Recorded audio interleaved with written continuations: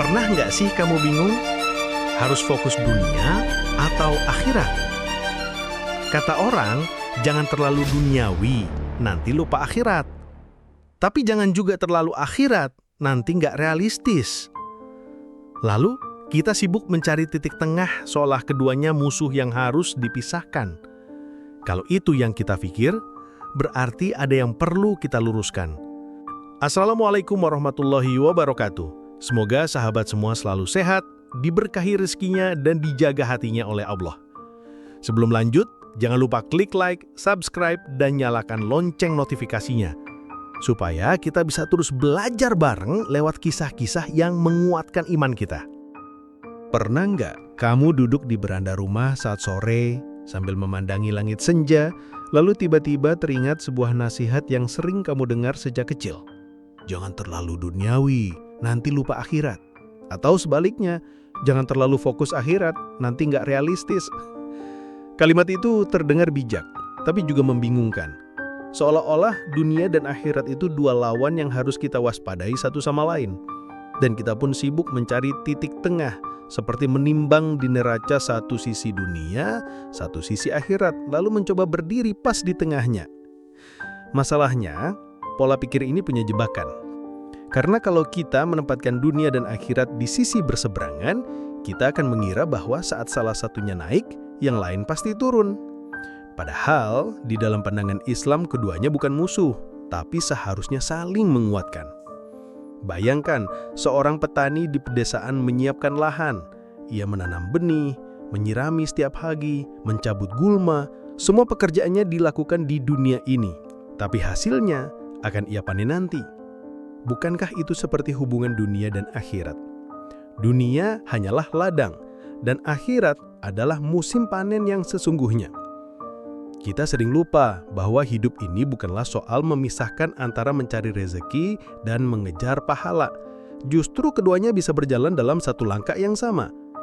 Kalau saja sejak awal kita paham, mungkin pertanyaan gimana caranya menyeimbangkan dunia dan akhirat tidak akan pernah muncul karena kita tahu jawabannya. Satukan. Banyak orang mengira bahwa agama hanya ada di masjid, di pengajian, atau saat kita berdoa. Begitu keluar dari itu, katanya kita masuk ke urusan dunia. Tapi nyatanya, dalam Islam, agama tidak pernah dipisahkan dari rutinitas harian. Agama hadir di setiap langkah hidup kita. Saat seorang pedagang di pasar menimbang dagangannya dengan jujur, itu ibadah. Saat seorang ibu memasak makanan untuk keluarganya dengan niat memberi yang terbaik, itu ibadah. Bahkan ketika kita tidur dengan niat untuk menguatkan tubuh agar bisa beribadah esok hari, itu pun bernilai pahala. Dunia dan akhirat bukan dua jalur berbeda yang kita pilih salah satunya. Dunia adalah jalan yang kita lalui, dan akhirat adalah tujuan yang kita tuju. Seperti seorang musafir yang berjalan dari desa ke desa, setiap langkahnya di dunia ini mendekatkannya ke kampung halamannya di akhirat. Kalau kita menjadikan setiap pekerjaan sebagai ibadah, maka kita tidak akan merasa ada benturan antara dunia dan akhirat. Mencari nafkah tidak lagi sekedar demi uang, tapi juga untuk memberi nafkah yang halal dan bermanfaat. Menuntut ilmu bukan sekedar untuk gelar, tapi untuk mengangkat derajat di hadapan Allah. Sayangnya, banyak orang terjebak pada rutinitas tanpa melibatkan Allah. Akhirnya dunia hanya menjadi tempat singgah yang melelahkan, bukan jalan yang mengantarkan pulang. Padahal cukup dengan mengubah niat dan cara pandang, dunia ini bisa menjadi kendaraan yang membawa kita semakin dekat ke surga. Allah sudah menegaskan panduannya dengan sangat jelas dalam Al-Quran. Sebuah ayat yang sering kita dengar, tapi mungkin jarang kita renungkan dalam-dalam.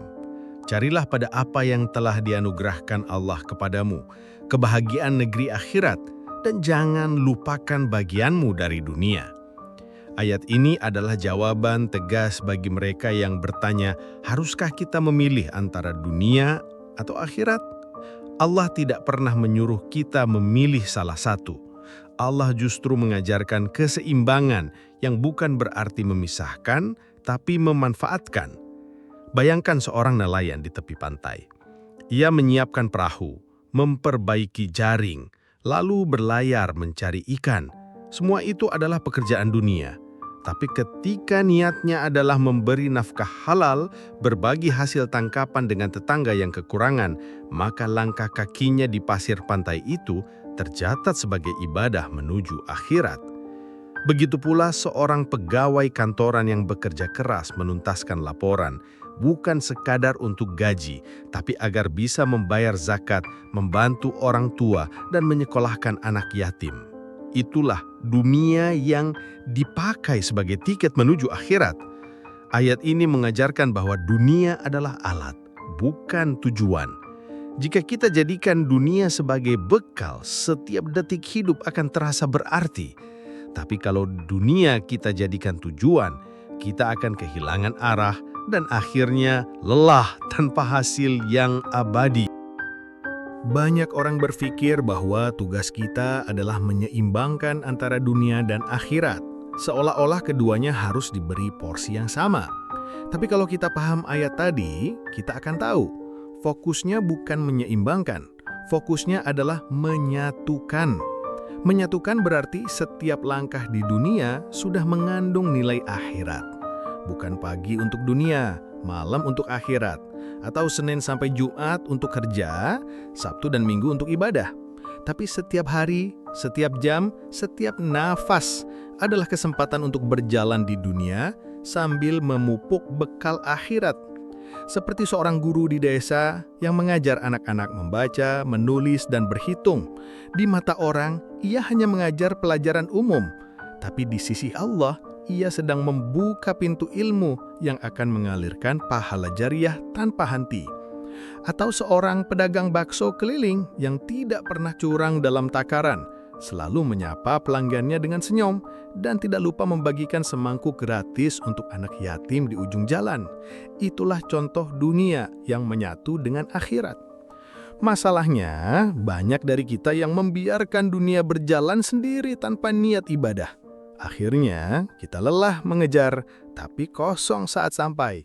Padahal, kalau kita melibatkan Allah sejak awal, dunia tidak akan pernah menjauhkan kita, malah mengantarkan kita semakin dekat padanya. Allah tidak pernah meminta kita meninggalkan dunia demi akhirat. Justru sebaliknya, Allah meminta kita membawa nilai akhirat ke dalam dunia. Karena saat kita melibatkan Allah di setiap langkah, dunia bukan lagi sekadar tempat singgah. Dunia menjadi ladang pahala yang tak berhenti mengalir. Bayangkan seorang supir angkot di kota kecil.